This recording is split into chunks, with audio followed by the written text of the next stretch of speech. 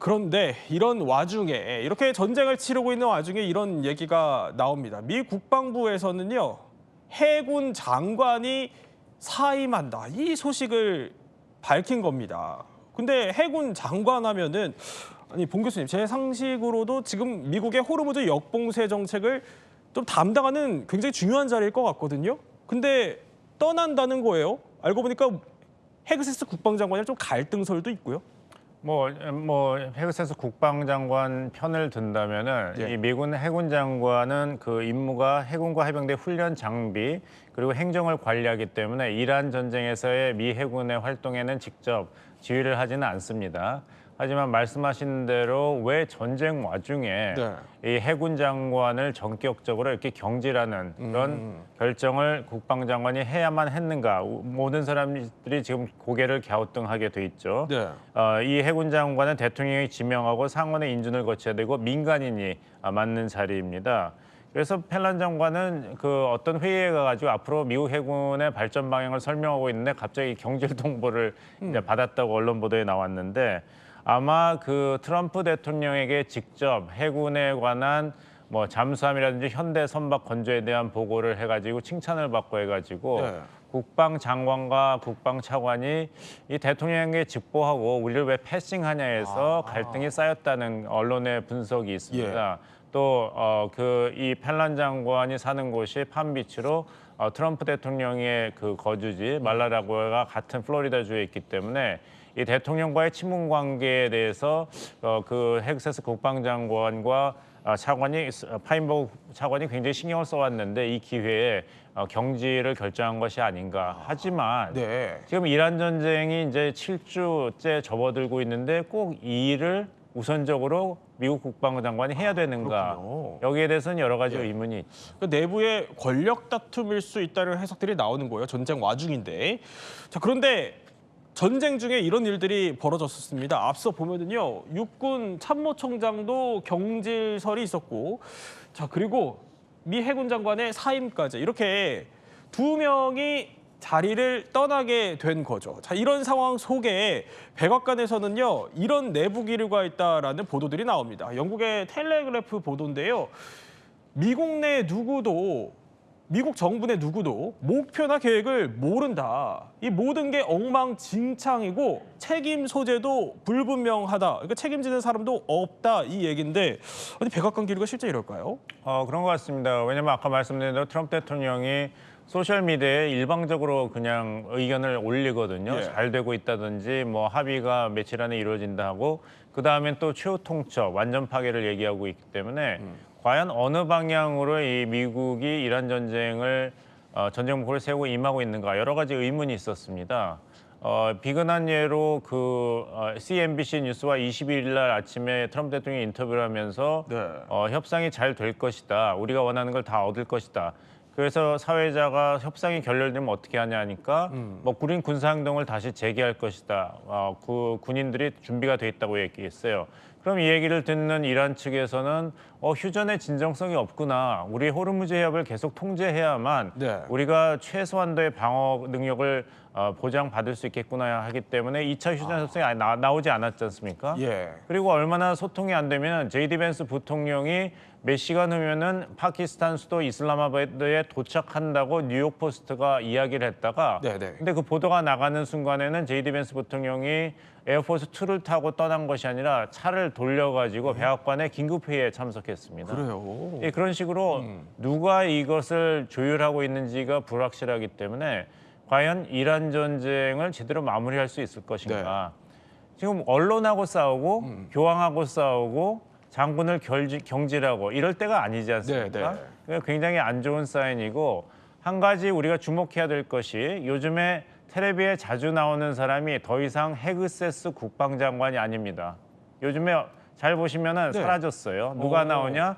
스캇 베센트 재무장관하고 크리스 라이트 에너지 장관 와서 기름값을 얘기하고 있습니다. 그렇군요. 헤그세스 장관이 자취를 좀 감췄다 이런 분석까지. 5월 1일 어떤 날일까요? 바로 미국 트럼프 대통령이 미국 의회의 허락 없이 전쟁을 계속할 수 있는 그 마지막 시한입니다. 이 5월 1일이 이제 코앞으로 다가오고 있습니다. 미국은 과연 승리를 선언하고 이란을 떠날 수 있을까요? 일단 이란은 계속해서 트럼프 대통령의 발목을 잡고 놓아주지 않고 있습니다.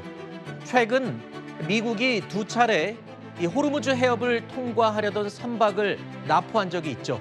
자, 그러자 이란도 역시 자신들의 허가 없이 호르무즈 해협을 통항하려 했다면서 이 3척의 배를 납포했습니다. 그리고 그 영상까지 공개했습니다. 공격정 한 척이 고속으로 고요한 바다 위를 가로지르고 있습니다. 은밀하게 대형 컨테이너선에 다가서는데요. 복면을 쓰고 총을 맨 남자들이 밧줄 사다리로 오르기 시작합니다. 이들의 정체는 바로 이란 혁명수비대. 이란 국영TV는 혁명수비대가 호르무즈 해협을 지나려는 선박 2척을 납포했다고 보도했습니다. 전쟁 초기 이란이 먼저 호르무즈 해협을 봉쇄했죠. 자, 국제 유가가 오르는 등 전 세계가 불안에 떨자 트럼프도 불안해졌습니다. 그래서 역봉쇄로 또 호르무즈 해협을 트럼프도 봉쇄를 했죠. 자, 그러면서 미국이 선박을 납포하니까 이란도 역시 맞불 성격으로 선박을 납포한 것입니다. 백악관은 미국 선박도 아니고 이스라엘 선박도 아니다. 그러니까 휴전협정 위반은 아닌 것 같다라고 입장을 밝혔습니다. 좀 이상합니다. 최근까지 트럼프의 성향대로라면 어라? 가만두지 않겠어. 석기 시대로 만들겠어. 뭐 이렇게 나와야 되는데 굉장히 급하긴 급한가 봅니다. 협정은 깨기 싫다. 예, 그거잖아요. 예, 반대로 가고 있습니다. 그러니까 지금 그 백악관에서는 협상판을 유지시키기 위해서 그 도발을 눈 감아주는 아주 이상한 전략을 지금 쓰고 있거든요. 네. 그러니까 이제 백악관의 이제 논리는 그 우리가 정한 선을 넘지 않으면 괜찮다는 건데 우리가 넘지 않는 선이라는 게 뭐냐면 미국의 배나 이스라엘 배가 아니면 다 제3국의 배는 뭐 납포해도 상관없다라고 하는 식의 지금 논리를 펴고 있거든요. 그러니까 이게 그러니까 제3국의 배들은 그냥 그건 이란의 문제지 우리의 논리가 아니다. 왜? 휴전협정이라고 하는 것은 미국과 이란 간에 맺어진 거기 때문에 네. 제3자에 관한 건 그건 이란의 문제이기 때문에 네. 우리가 관여할 문제가 아니다. 고로 협상판을 깬 게 아니다. 휴전을 깬 게 아니다라고 하는 이상한 논리를 지금 피고 있거든요. 네. 근데 그만큼 이제 트럼프로서는 절실하다는 뜻입니다. 아하. 그러니까 트럼프가 얼마 전에 단 하루만 더 시한을 연장해 주지 더 이상은 없어 했다가 하루도 안 지나서 무기한 사실상 연장을 했지 않습니까? 휴전협정을.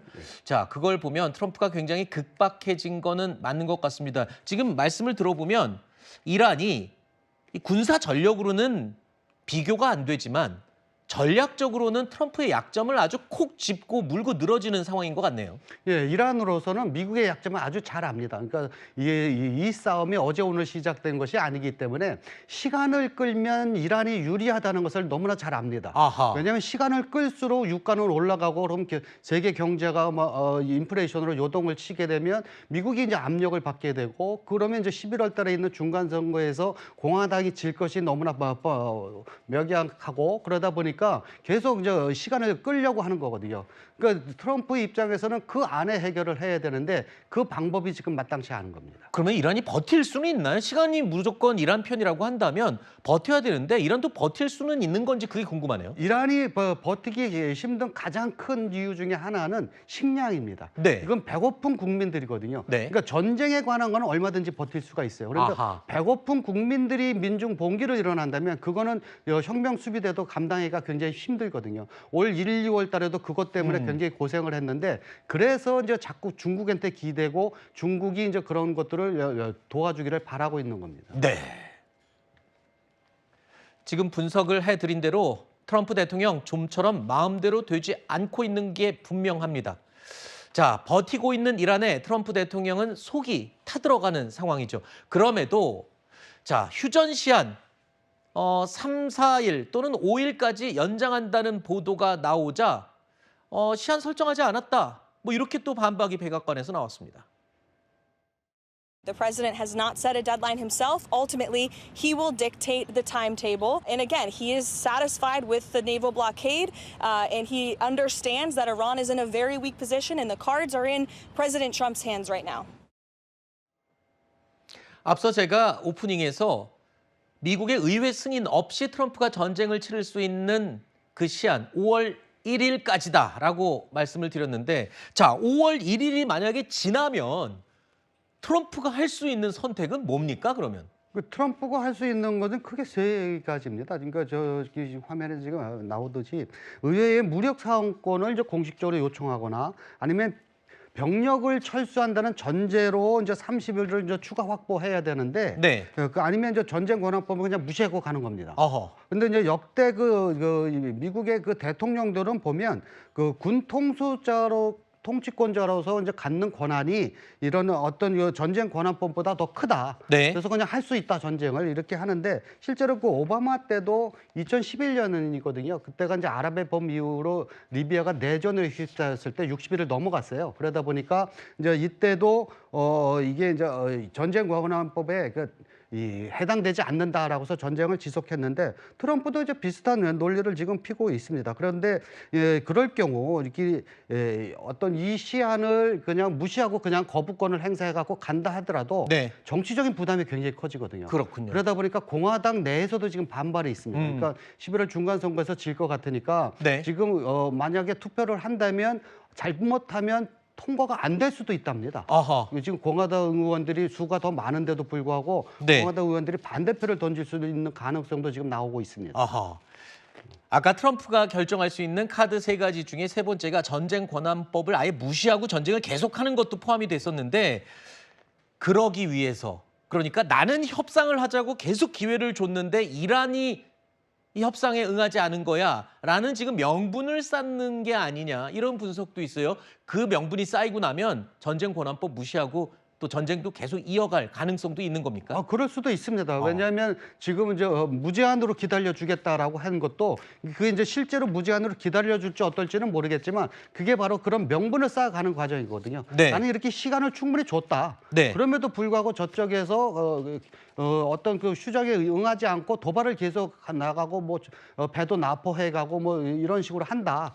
라고 하면서 이제 다시 공격의 명분을 쌓아가는 그런 과정인 건데, 네. 실제로 이란의 강경파들이 그걸 가장 두려워하고 있습니다. 네. 그러니까 미국이 지금 이렇게 시간을 많이 준 것이 공습을 하기 위한 어떤 그 시간을 지금 축적하고 있다. 아하. 그렇게 지금 바라보고 있는 시각도 있거든요. 네, 알겠습니다. 제가 외신 보도와 언론 보도 내용들을 보고 깜짝 놀랐던 게, 지금 백악관 내에서도 참모진들이 이 전쟁을 도대체 왜 하는지 모르겠고 어디로 갈지, 또는 이 전쟁의 목표가 뭔지조차도 아무도 모른다는 얘기가 들리고 있거든요. 한마디로 엉망진창이다라고 하는데, 그게 현실인 건가요, 진짜? 그게 지금 현실입니다. 그러니까 어허. 이 공격이 시작되자마자 대부분의, 미국뿐만 아니라 대부분의 전 세계의 그 전문가들이 얘기하는 게, 도대체 이 전쟁을 왜 했는지를 모르겠다. 아하. 그리고 목표가 뭐냐. 그리고 끝낼 자신은 있느냐. 라고 하는 것을 계속 질문을 했었거든요. 네. 근데 트럼프 대통령은 지금도 그 대답을 정확히 못 하고 있습니다. 네. 그러니까 트럼프 대통령의 이 생각은, 네. 이 전쟁을 빨리 해서 핵을 다 가져오고 그렇게 빨리 끝냈으면 뭐 전쟁을 해서 이런 좀 수확이 있었으니까 이거 전쟁의 명분으로서 좋은 거 아니냐 하려고 했었는데, 그게 안 되다 보니까 네. 이제 출구 전략이 없는 겁니다. 그러다 보니까 알겠습니다. 계속 끌려다니고 있습니다. 자, 그리고 또 한 가지, 어제 저희도 잠깐 전해드렸었는데요. 트럼프 대통령이 자신의 SNS에 이런 요청을 했죠. 이란 내부에 처형 위기에 처한 이란 여성 8명을 석방해달라라고 촉구를 하기도 했습니다. 그러면서 트럼프 대통령이 또 갑자기 이런 글을 올렸어요. 본인이 요청했더니 이란 여성 8명을 석방해줬다. 감사하다. 이 내 말 듣고 이렇게 석방해 준 거다. 뭐 이렇게 또 공개를 했어요. 백악관 내부에서는 이 트럼프 대통령의 SNS 글 사용 자제를 요청해도 이제 통제 불가능하다고 하는데, 저거에 대해서 이란 측에서 또 입장을 밝혔는데, 무슨 뚱딴지 같은 소리냐. 저런 가짜 뉴스 갖고 왜 자꾸 장난을 친지 모르겠다. 왜냐하면 처형을 하려고 할 계획도 없었고 이미 석방된 사람들 가지고 무슨 소리 하냐 뭐 이렇게 되거든요. 뭐가 진짜입니까? 그러니까 어떤 게 진짜인가가 중요한 게 아니라 트럼프가 뭘 보여주고 싶었냐가 아하. 중요한데 네. 트럼프는 이런 것을 가지고 나는 이런 정의로운 일을 하고 있다라고 하는 것을 보여주고 싶은 겁니다. 아. 근데 그것도 어떤 뭐 팩트에 기반을 해야 되는데 팩트도 아니라고 하고 그다음에 이제 일반적으로 혁명수비대가 잔인한 건 맞거든요. 네. 그 1, 2월 달에 그 민중 봉기가 있을 때 수만 명의 희생이 당했습니다. 그랬죠. 그리고 며칠 전에는 그 청소년들을 공개 처형까지 했거든요. 그랬죠. 이렇게 공개 처형을 한 것은 이제 공포 정치를 끌어가기 위한 거였는데 이제 그런 것들을 비판해서 이제 자기는 이제 왜 어떤 반대로 정의로운 일을 하고 있다 이걸 보여주고 싶었는데 네. 이 방법론이 이제 도무지 좋지가 않은 거예요. 알겠습니다.